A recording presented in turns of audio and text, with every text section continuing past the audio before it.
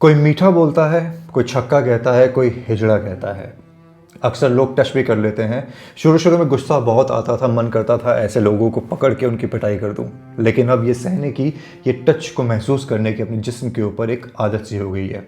कहने को एक मर्द हूँ, घर में एक बीवी भी है, एक बच्चा भी है, लेकिन रोज़ सुबह एक बैग लेके निकलता हूँ घर में ये कह के कि नौकरी पर जा रहा हूँ। फिर एक सुनसान जगह पे पहुँच के अपने कपड़े बदलता हूँ, मेकअप लगाता हूँ, लिपस्टिक लगाता हूँ, पाउडर लगाता हूँ, साड़ी पहन के एक हिजड़े का रूप धारण करके रेड लाइट्स के ऊपर जाता हूँ और वहाँ पे लोगों से ताली बजाकर पैसे मांगता हूँ। ये कहानी है उन मर्दों की जो हिजड़ा बन के अपने घरों को चला रहे हैं, और ये कहानी है उन हिजड़ों की जिनको इन मर्दों से जो कि हिजड़ा बन के उनके व्यापार के ऊपर सेंध डाल रहे हैं उनकी। इस वीडियो को अंत तक ज़रूर देखें, क्योंकि इस वीडियो के अंत में मैं आपसे एक महत्वपूर्ण सवाल पूछने वाला हूँ, एक पर्सनल स्टोरी के साथ, और आपसे ये जानना चाहता हूँ कि यकीन करें तो किस पे करें, या फिर साथ दें तो किसका दें।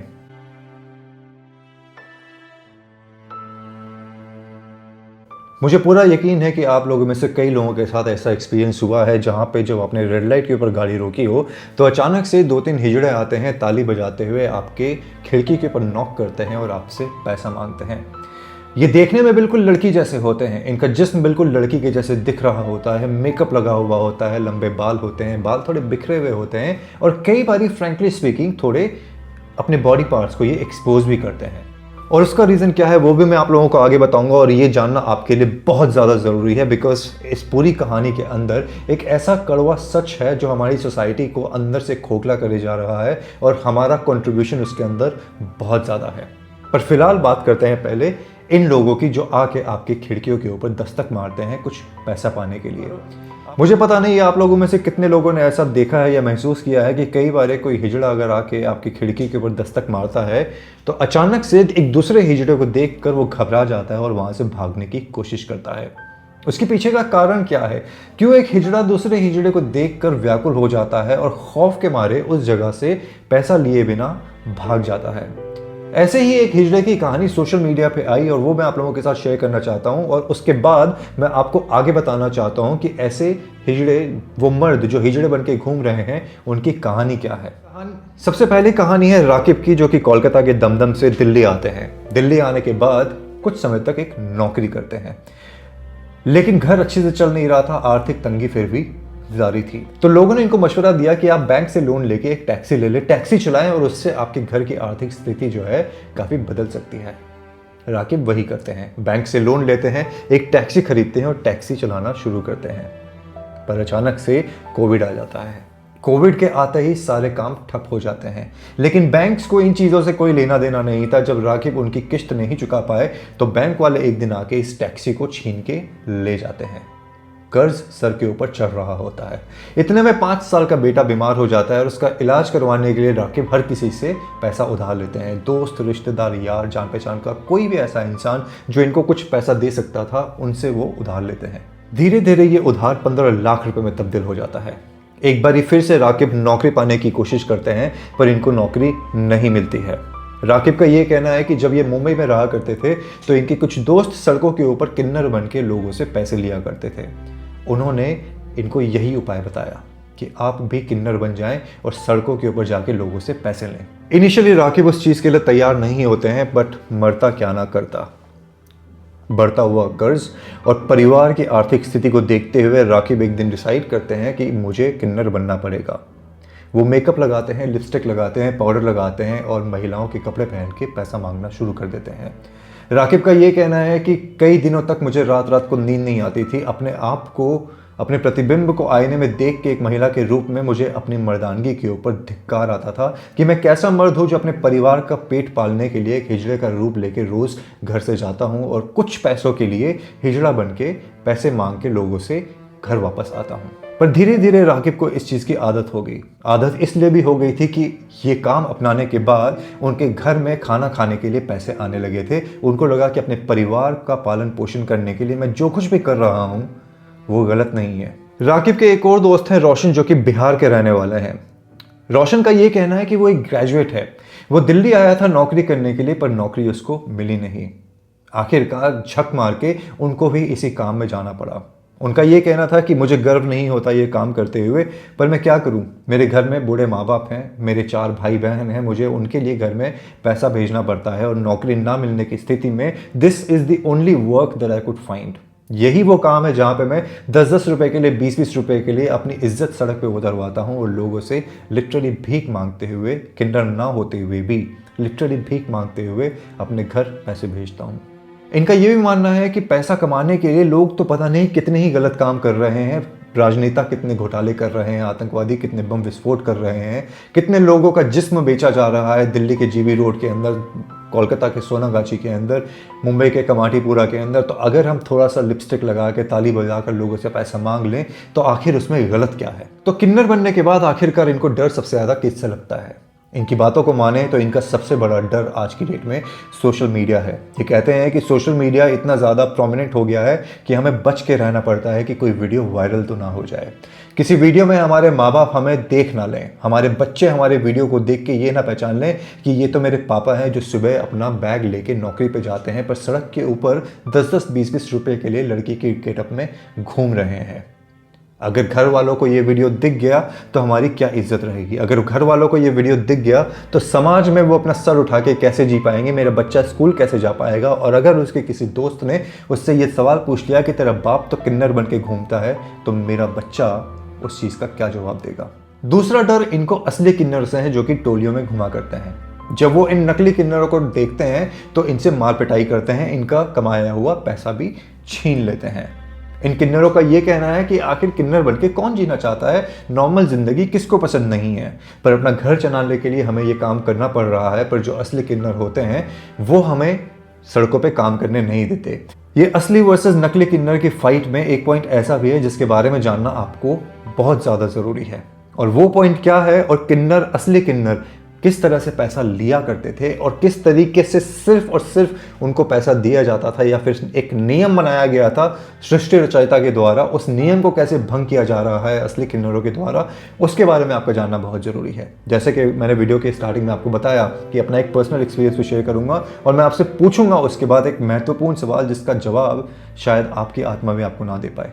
असली किन्नरों के बारे में बात करूं उसके पहले आपको याद दिला दो कि इस चैनल के ऊपर मैंने एक किन्नरों के ऊपर एक वीडियो पहले भी बनाया हुआ है जिसमें किन्नरों की ज़िंदगी शुरुआत से अंत तक के बारे में बात करी है।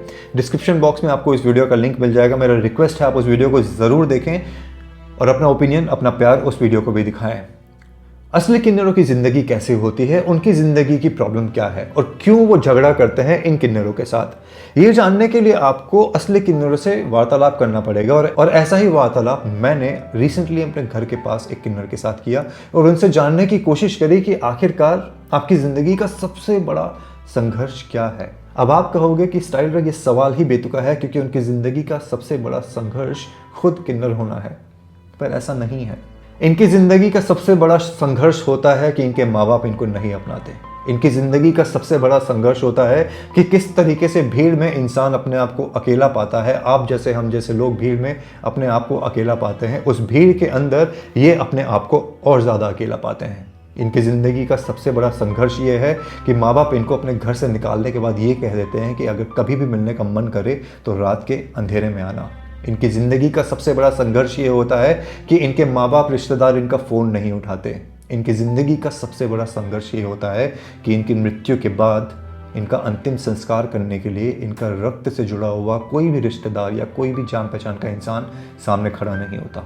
इनकी ज़िंदगी के संघर्ष की कहानियाँ ऑफिसेस के अंदर भी होती हैं, जहाँ पे कई लोग जो यूनक होते हैं बाय बर्थ नौकरी करने की कोशिश करते हैं, पर वहाँ पे इन लोगों के साथ छेड़छाड़ करी जाती है, इनको टच किया जाता है, इनसे सेक्सुअल फेवर्स मांगने की कोशिश करी जाती है। उनसे बचने के लिए ये पीतल के घुंघरू और ताली बजाते हुए सड़कों पे उतरते हैं पैसा कमाने के लिए कि एटलीस्ट वहाँ पे तो ये अपनी इज्जत बचा सकते हैं। पर क्या ये रियलिटी है? क्या सड़कों पे सच में किन्नर अपनी इज्जत बचा रहे हैं, या फिर एक नया धंधा शुरू हो गया है जहाँ पे, मैं ये नहीं कह रहा कि सारे किन्नर, पर काफ़ी किन्नर वेश्यावृत्ति में भी शामिल हो रहे हैं। उस चीज़ के बारे में बात करूँ उसके पहले मैं आपको संसार के उस रचयिता के नियम के बारे में बताना चाहता हूं, जो कि बचपन से हमने देखा था कि किन्नर सड़कों पे नहीं घुमा करते थे। किन्नर सिर्फ घरों पे जाया करते थे जब आपके यहाँ पे किसी का जन्म हुआ हो, किसी की शादी हो, किसी की गोद भराई हो। ऐसे शुभ अवसरों पर ये आते थे, आपसे नेग लेते थे और आपको आशीर्वाद देके चले जाया करते थे। पर अब चूंकि बड़ी बड़ी सोसाइटीज़ बन गई हैं, बड़े बड़े बंगलोज बन गए हैं, गेटेड कम्युनिटीज़ हो गई है, इनका वहाँ जाना वर्जित कर दिया गया है। And that is the precise reason. ये एक्सक्यूज़ या फिर एक रीजनिंग दी जाती है इन लोगों के द्वारा कि चूंकि अब हमारी एंट्री अंदर नहीं हो पाती, इसलिए हम सड़कों के ऊपर पैसा मांगते हैं। मयूर विहार के रास्ते में या फिर नोएडा जाते हुए या फिर आपको कई फ्लाईओवर्स के ऊपर या उसके नज़दीक ऐसे लोग मिलेंगे जो या तो असली किन्नर होते हैं या नकली किन्नर बन के घूम रहे होते हैं। अब मैं बात करना चाहता हूँ उस पॉइंट के बारे में जो मैंने आपको 45 सेकंड पहले बोला, यानी कि वेश्यावृत्ति के बारे में। लेकिन इस चीज़ के बारे में बात करूँ उसके पहले ये डिफ्रेंशिएट करना बहुत ज़्यादा ज़रूरी है कि ये जो वेश्यावृत्ति सड़कों के ऊपर चल रही है, क्या ये असली किन्नरों के द्वारा करी जा रही है या फिर उन किन्नरों के द्वारा जो कि एक्चुअली में मर्द हैं और किन्नरों का रूप धारण करके सड़कों पर पैसा कमाने की कोशिश करते हैं। मैं आपको एग्जांपल देना चाहता हूं। ऐसे तो दिल्ली में बहुत सारे हैं, पर मैं आपको एग्जांपल देना चाहता हूं अपने घर के पास का, जहां पे दिल्ली कैंट की जो रेड लाइट है जो कि द्वारका को कनेक्ट करती है बीच में। दिल्ली कैंट की रेड लाइट के ठीक पहले अगर आप रात को 10:30 11 बजे के आसपास निकलोगे तो वहां पे आपको सड़कों की फुटपाथ के ऊपर काफ़ी ऐसे किन्नर दिखाई देते हैं जो कि पैसा लेके लोगों के साथ झाड़ियों में जाके या फिर होटल के रूम्स में जाके या उनके घर में जाके कहीं भी सेक्स किया करते हैं। इनकी कीमत 50 रुपए से लेकर शुरू होती है, जो कि 500 रुपए, 700 रुपए, 800 रुपए, 1000 रुपए तक जाती है। मोटर बाइक से जाने वाले काफ़ी इंसान आपको सड़क पे ऐसे रुके हुए मिल जाएंगे जो इन लोगों से वार्तालाप कर रहे होते हैं। मुझे फ्रैंकली पता नहीं कि किन लोगों की क्या फैंटेसी है ये, कि उनको किन्नरों के साथ सेक्स करना पसंद है या फिर सिर्फ अपने सेक्सुअल फ्रस्ट्रेशन को निकालना होता है, पर ये धंधा चल रहा है दिल्ली की सड़कों के ऊपर खुलेआम। अगर आप हौसखास विलेज की तरफ जाएंगे रात को 11:30 बजे के बाद, वो एरिया आपको ऐसा प्रतीत होगा जैसे कि रेड लाइट एरिया बन चुका हो। ना सिर्फ किन्नर बल्कि आपको अफ्रीकन लोग भी काफ़ी ज़्यादा दिखाई देंगे, लड़कियां जो वहाँ पे वेश्यावृत्ति कर रही होती हैं और उसके ठीक आगे पुलिस का नाका लगा हुआ होता है। अब पुलिस वालों को या तो पैसे मिल रहे होते हैं या पुलिस वाले खुद सेक्सुअली उनको एक्सप्लॉइट करते हैं, उनका फ़ायदा उठाते हैं, उनसे फेवर्स मांगते हैं, या फिर दे जस्ट डोंट केयर। इस बारे में टिप्पणी करना बहुत ज़्यादा मुश्किल है, पर मैं आपको बताना चाहता था कि वेश्यावृत्ति हो रही है दिल्ली की सड़कों के ऊपर किन्नरों के द्वारा। पर जैसे मैंने बोला, डिफ्रेंशिएट करना फिलहाल मुश्किल है कि वो असली किन्नर हैं या नकली। इनमें से एक किन्नर की कहानी ये है कि इनके घर वालों ने इनका जब बहिष्कार किया, उसके बाद से आज तक इनके घर वालों ने इनसे कोई भी रिश्ता नहीं रखा है। इनका ये कहना है कि मैं आज भी लोगों को फोर्स नहीं करती हूँ पैसा देने के लिए, जो जितना देता है, जितनी कमाई होती है उसी में खाना पीना चला के अपना जीवन यापन कर लेती हूँ। इनसे जब ये पूछा गया कि आप नकली किन्नरों से इतना झगड़ा क्यों करती हैं, उनको मारती पीटती क्यों हैं, तो उनका जो जवाब था वो थोड़ा लॉजिकल सा भी है। उनका ये कहना था कि अगर आप किसी मर्द को, जो कि मर्द बन के एक्चुअली में घूम रहा है सोसाइटी में, अगर आप उसको नामर्द कह दो, अगर आप उसको छक्का कह दो, हिजड़ा कह दो, तो कैसा वो आग बबूला सा हो जाता है। तो क्यों वही इंसान जो समर्थ है किसी भी तरीके का कार्य करने में, कहीं पे मजदूरी करने में, कहीं पे भार उठाने में, किसी छोटी मोटी नौकरी को करने में सक्षम हो, वो जब अगर किन्नर बन के घूमे और हमारे इकलौते उस माध्यम पे लात मारने की कोशिश करे जिनसे हम अपना पेट पालते हैं, तो क्या आप उनसे झगड़ा नहीं करोगे? कोलकाता की ऐसी ही एक और किन्नर है राजेश्वरी, जो कि मयूर विहार के पास पाई जाती हैं। उनका ये कहना है कि परिवार का कोई भी इंसान ये नहीं चाहता था कि मैं उनके साथ रहूं। उनका ये कहना है कि मेरे परिवार वाले बल्कि मेरा इलाज करवाने के लिए गए, जैसे कि मुझे HIV या TB हो गया, और जबकि ये कोई बीमारी नहीं थी, मुझे भगवान ने ऐसे ही पैदा किया था। लोगों ने मेरे परिवार को ये कहना शुरू कर दिया कि आप इसको अपने घर से निकाल क्यों नहीं देते, ये तो किन्नर है, ये तो छक्का है, हिजड़ा है, आप इसको अपने घर में क्यों रख रहे हो? इनके शरीर के ऊपर, इनके कमर के पास जलाने के निशान हैं, जो इनके परिवार वालों ने ही किया था, इनको जला के मारने की कोशिश करी थी। वो निशान सिर्फ इनके शरीर पर नहीं, इनकी आत्मा में भी आज तक छपा हुआ है। ये कुछ कहानियां हैं जो मैं आप लोगों के साथ शेयर करना चाहता था, असली किन्नर वर्सेस नकली किन्नर की। पर मैं आप लोगों से एक पर्सनल स्टोरी शेयर करना चाहता हूं और आपसे फिर जानना चाहता हूं कि क्या समय ऐसा नहीं आ गया है जहां पे किसी पे भी यकीन करना या फिर किन्नरों को उनका सही सम्मान देना बहुत ज़्यादा मुश्किल हो गया है। ये बात है कोविड के पहले की, जब मैं एक बारी लाजपत नगर के एरिया के पास एक रेड लाइट के पास रुका हुआ था क्योंकि लाल बत्ती थी, और वहाँ से मुझे गौतम नगर की तरफ जाना था अपनी नानी के घर। अचानक से एक किन्नर मेरे खिड़की के पास आता है, गाड़ी के नॉक करता है और मुझसे पैसे मांगता है। मैं अपना वॉलेट निकालता हूँ, क्योंकि उस समय ऑनलाइन पेमेंट्स का जो सिलसिला है शुरू नहीं हुआ था इतना ज़्यादा। मेरी वॉलेट के अंदर सिर्फ एक 50 का नोट था। वो 50 का नोट एज इट इज़ निकाल के मैंने इस किन्नर को दिया और उसने बोला सिर्फ 50 रुपये। तो मैंने उसको अपना वॉलेट दिखाया कि दादा मेरे पास यही है, इसके अलावा कुछ भी नहीं है, मैं पूरा आपको दे रहा हूँ। उसने वो नोट ले लिया। इतने में एक और किन्नर आया और उसने पूछताछ करनी शुरू करी कि क्या हुआ क्या हुआ। इस किन्नर ने उसको जवाब दिया कि इसके पास सिर्फ 50 रुपये हैं। तो उस किन्नर ने अपने ब्लाउज से 500 का नोट निकाला, अपने माथे पे रखा, कुछ मंत्र बुदबुदाए और उस 500 के नोट को मुझे दिया और ये कहा कि इसको खर्च मत करना, अपने पास रखना, तेरी बहुत बरकत होगी। मुझे उसकी ये चीज़ बहुत अच्छी लगी, बहुत इमोशनल लगी। एंड मैंने ये सोचा कि क्योंकि हमें कहा गया था कि इनका आशीर्वाद बहुत बड़ा होता है, मैंने उस नोट को लेने से फिर भी मना किया कि नहीं आप रखो, आपने ये कमाया है, आप अपने पास रखो। उसने फिर भी मुझे फोर्स किया कि नहीं तू इस नोट को रख, ये तेरे लिए बहुत बरकत लेके आएगा। जैसे ही मैंने उस नोट को हाथ लगाया, उस किन्नर ने मुझसे कहा ला अपने कान की बालियां खोल के दे। तो मैंने उनसे पूछा ये कैसा लॉजिक है। तो उन्होंने कहा कि यही लॉजिक है, मैं तुझे आशीर्वाद दे रही हूँ, अपने कान की बालियां खोल के दे। तो उस 500 रुपए का नोट जो कि आशीर्वाद में तब्दील किया गया था, जो कि दिल से दिया जाना चाहिए था, उसके एवज में मेरे हज़ारों की बालियां मांगी गई। जब मैंने उस नोट को लेने से फिर इनकार कर दिया कि ये तो आप आशीर्वाद नहीं धंधा कर रहे हो, तो उसने मुझे कहा कि मैं तुझे श्राप देती हूँ, तेरी ज़िंदगी ख़राब हो जाएगी, तुझे कोई प्यार करने वाला नहीं रहेगा, तेरे जीवन में सक्सेस कभी नहीं आएगी। हो सकता है उनका ये श्राप मुझे लगा हो सकता है उनका ये श्राप मुझे भोगना पड़े, पर उस श्राप को भोगने के साथ साथ क्या उस इंसान ने महादेव का वो प्रकोप अपनी ज़िंदगी में एक और रूप में धारण नहीं कर लिया है बिसाइड्स बीइंग अ किन्नर, जिसका जवाब उनको महादेव को देना पड़ेगा, क्योंकि किसी भी आशीर्वाद की कीमत व्यापार नहीं हो सकता।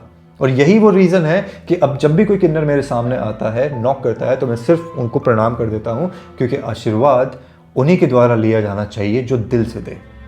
जब आशीर्वाद व्यापार बन जाए तो लोगों का सम्मान करना बहुत मुश्किल हो जाता है, और जब आशीर्वाद व्यापार बन जाए तो उसके ऊपर यकीन करना बहुत ज़्यादा मुश्किल हो जाता है। इस वीडियो को फिलहाल मैं यहीं पर समाप्त करना चाहता हूं और आप लोगों से इन सवालों का जवाब चाहता हूं। मैं चाहता हूं कि आप अपने एक्सपीरियंसेस को शेयर करें, और मैं चाहता हूं कि आप, अगर आपकी ज़िंदगी में ऐसी कोई घटना हुई है, तो आप मुझे उसके बारे में ज़रूर लिख के बताएं। मेरा ईमेल एड्रेस आपको इसी चैनल के ऊपर मिल जाएगा, आप मुझे ईमेल कर सकते हैं, सोशल मीडिया पे भी कांटेक्ट कर सकते हैं। अपना कमेंट ज़रूर रखें इस वीडियो के ऊपर, और अगर यहाँ तक वीडियो को देखा है तो सब्सक्राइब करके ज़रूर सपोर्ट करें, क्योंकि आपका सपोर्ट उन सारे आशीर्वादों से बहुत बड़ा है जो कि एक व्यापार के रूप में इस्तेमाल किए जाते हैं। क्योंकि यहाँ पर आपका सपोर्ट सिर्फ और सिर्फ मन से किया हुआ एक ऐसा कार्य है जिसके लिए ना आप पैसा दे रहे हो, ना मैं आपको पैसा दे रहा हूँ। इस वीडियो को मैं यहीं पर समाप्त करता हूँ। अगले वीडियो में आप लोगों के साथ फिर से मुलाकात होगी उन लड़कियों के बारे में बात करने के लिए जिनको दूसरे देशों से भारत में लाया जाता है जिस्म फरोशी करने के लिए, और किस तरीके से छोटी छोटी बच्चियों का शारीरिक शोषण किया जाता है। आज समय देने के लिए धन्यवाद। जय श्री राम, हर हर महादेव।